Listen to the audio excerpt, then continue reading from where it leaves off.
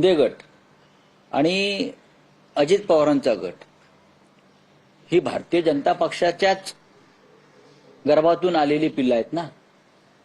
ते अमित शहाचे पक्ष आहेत. ते पहिल्या दिवसावरून सांगतो. ते मला आता बोलायला इथे काहीच हरकत नाही. हे दोन्ही गट अमित शहाने निर्माण केले. महाराष्ट्रातली प्रमुख घराणी फोडली, घरं फोडली, पक्ष फोडले, राज्याच्या स्वाभिमानासंदर्भात काम करणारे. त्याच्यामुळे भाजपचा संबंध नाही असं बोलणं म्हणजे लोकांना मूर्ख समजण्यासारखं आहे.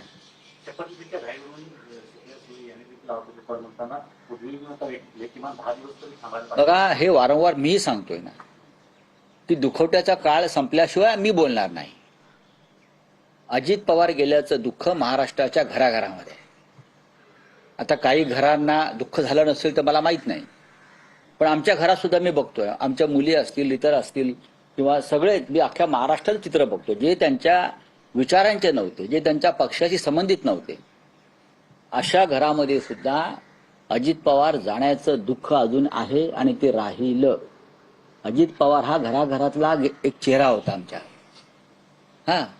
त्याच्यामुळे मला असं वाटतं की या सगळ्या विषयावर बोलण्यासाठी माझ्यासारखी माणसं काही काळ थांबतील.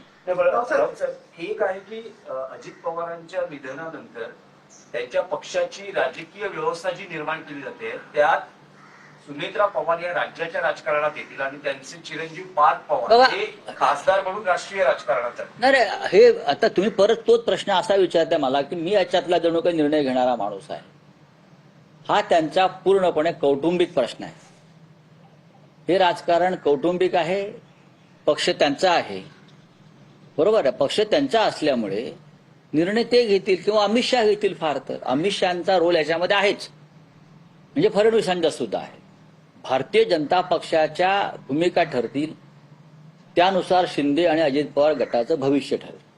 महाराष्ट्र राज्याच्या उपमुख्यमंत्री म्हणून सुनेत्रा पवार यांचं जर नाव निश्चित झालं तर आपली पक्षाची भूमिका काय? काही नाही. कशा करता भूमिका पाहिजे आमची? आमची भूमिका विचारणं हे चुकीचं. आमची भूमिका कशा करता पाहिजे? सरकार त्यांचं आहे, सरकारमध्ये त्यांचा गट सामील आहे. उपमुख्यमंत्रीपदाची जागा रिकामी झाली दुर्दैवानं. त्यांच्या पक्षाने निर्णय घेतला आणि कोणाला नेमायचं आहे त्या पदावरती हे अमित शहा आणि फडणवीस ठरवतील. याच्यामध्ये प्रफुल्ल पटेल किंवा तटकरे यांचा काही संबंध असं मला वाटत नाही. चला,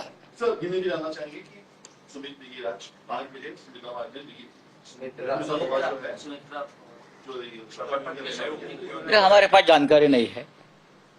मुझे लगता है आज भी अजित पवार जाने से महाराष्ट्र आज भी सदमे में है, दुख में है. घर घर में आज भी दुख है, शोक है. तो ऐसे में अगर ये शपथ ग्रहण का कार्यक्रम होता है तो मुझे जानकारी नहीं है. लेकिन हम अभी भी जब तक ये शोक के दिन खत्म नहीं होते तब तक हम इसके ऊपर, राजनीति के ऊपर बात नहीं करेंगे. शरद पवार जो थे बोल रहे थे कि हम दो पार्टी एक होने वाले, भारत का अनाउंसमेंट था. इस तरह की बात जानकारी नहीं, किसी को जानकारी नहीं है. जानकारी अगर होगी तो अमित शाह जी को हो सकती है और देवेंद्र फडणवीस